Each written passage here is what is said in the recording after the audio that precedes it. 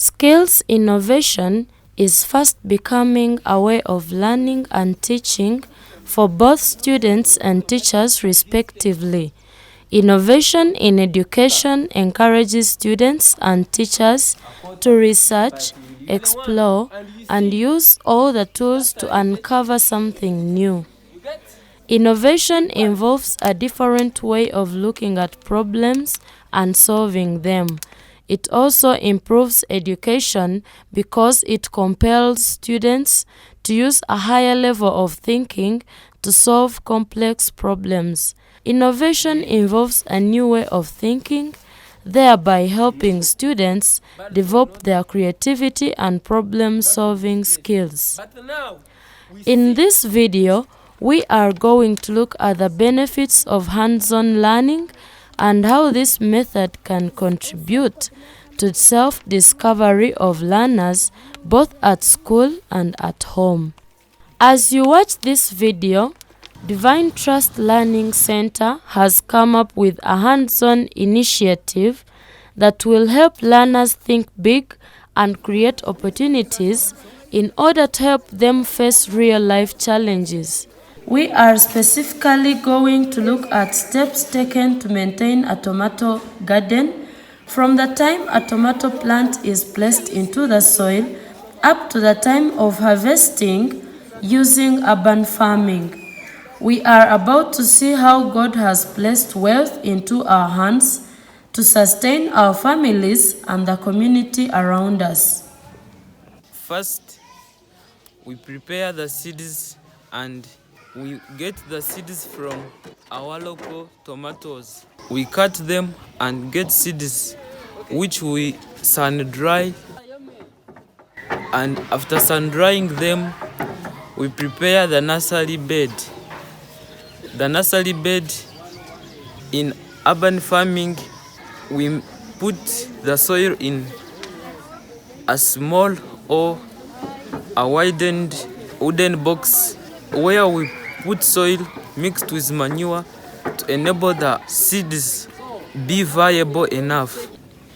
My name is Akatkunda Fiona Patricia. I'm in Primary 6 at Divine Trust Learning Center. First of all, get a sack, fold it to a measurable height.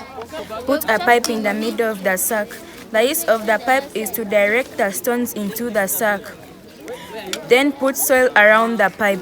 That soil should be mixed with manure and ash, and that manure should be got like from cow dung, chicken droppings, goat droppings, and other types of manure, compost manure, farmyard manure, and green manure, and also plus organic mulches. Those are the examples of manure or types of manure that you can mix with ash and soil to form humus. Then put stones in the pipe, and the stones should reach halfway of the pipe or in the middle of the pipe. The use of stones is to encourage soil capillarity or the capillarity of the soil. Then put soil around the pipe. The soil should be mixed with manure and ash in order to provide nutrients for the plant to grow well. The plant needs to have enough nutrients, and if you want to know that the soil contains manure or a lot of humus, you can see the dark color. Then there you can know that the soil which you're having contains manure or a lot of humus. The use of the sack, it is where everything is put. Soil, because a plant cannot grow where there's no soil. Soil, stones, water, and everything, they are all put in the sack, and it's where the plant is grown. My name is Dagira Tabitha Grace. I'm in Primary 6 here at Divine Trust Learning Center. Transplanting is the transfer of seedlings from the nursery bed to the main garden.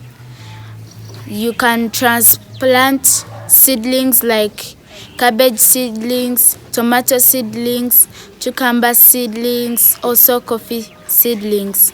Transplanting is usually done in the evening because there is little loss of water in the soil through evaporation, and also it is done in the evening to prevent wilting of seeds. Should always mulches like dry grass, e.g. spear grass, elephant grass. When they dry, you cannot mulch using the wet mulches because they can grow into weeds again, which we don't want.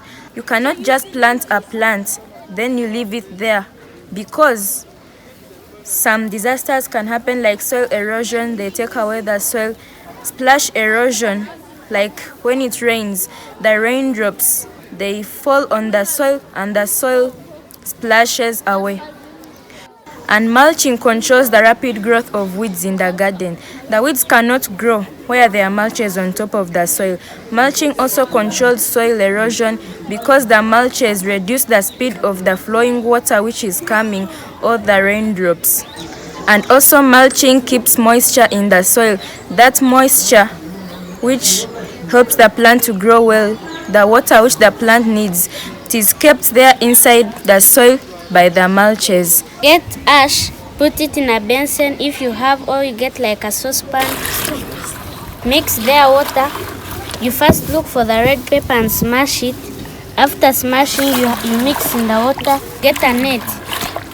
Put their water. As the water is coming, you have to first separate the water with the chalk. You put there the water. After, put it in a bottle. Start spraying it to the plants.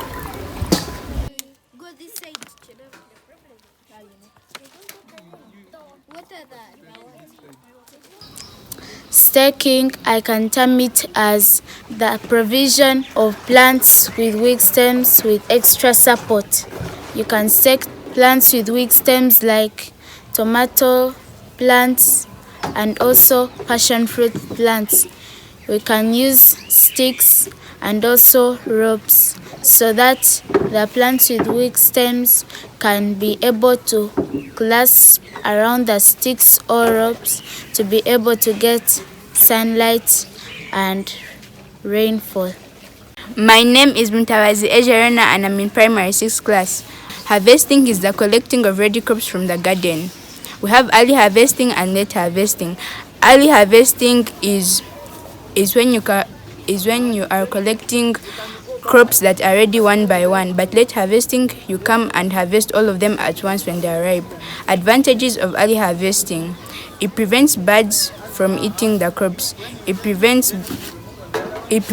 the crops from getting rotten, because once the tomato is ready, the epicaps become shiny and start attracting the birds.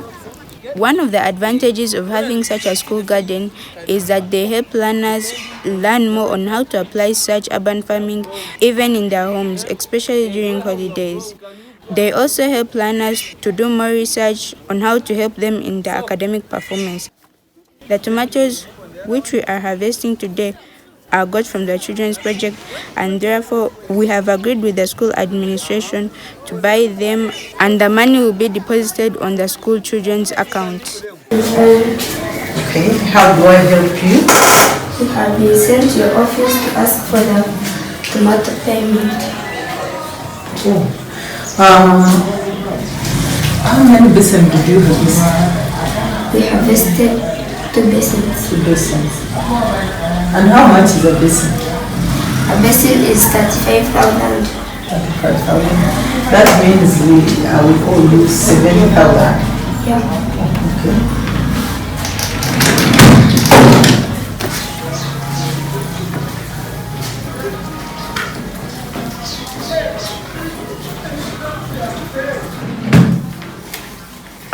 You wrote your name here, you sign, you put date.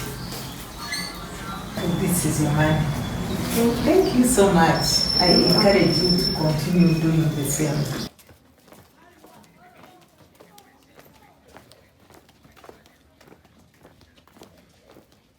You will be saving them, you will be saving it here.